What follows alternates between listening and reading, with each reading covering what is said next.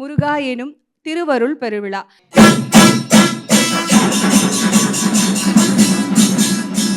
எத்தனையோ கோடி ஜென்மாவிலே புண்ணியம் செய்தால்தான் வாய் முருகான்னு சொல்ல வருமா? உள்ளத்திலே நீ இருக்க, உன்னை நம்பி நான் இருக்க, வெள்ளிமலையான் மகனே வேலையா. நான் என்னையா தப்பு பண்ணேன்? எனக்கு தெரியல உன்னை பத்தி. அதுக்காக எனக்கு இவ்வளோ பெரிய தண்டனை கொடுப்பியா நீ? ஒரே ஒரு கடவுளை மட்டும்தான் தமிழ் கடவுள்னு சொல்றோம். முருகருக்கு பிடித்த விஷயம் தெரியுங்களா?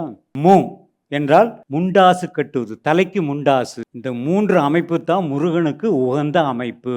பச்சை நிறத்திலே பட்டாடை நாம் கட்டுவோம், திருநீரின் தத்துவம் தந்த என்போம். அவன் இவன் யார சொல்லுவோம்னா முருகனை மட்டும் தான் சொல்லுவோம். திருத்தணி முருகன் வழித்துணைக்கு வருவான்ற மாதிரி உரிமையா கூப்பிடுறதுனா முருகன். உலகளந்த பெருமாள்னு கேள்விப்பட்டிருப்பேன். யாரை சொல்லுவா? பெருமாளை சொல்லுவார். ஆனா முருகப்பெருமான் 2வது முகமாக பூமிக்கும் வானத்திற்கும் காட்சி கொடுக்கக்கூடிய முருகன் 2வது முகம் வாமதேவ முகம்னு பேரு. கலியினுடைய அத்தனை கல்மிஷங்களையும் முருகனுடைய புகழ் மாற்றும்னர். அந்த முருகனுடைய புகழ் தான் திருப்புகழ்.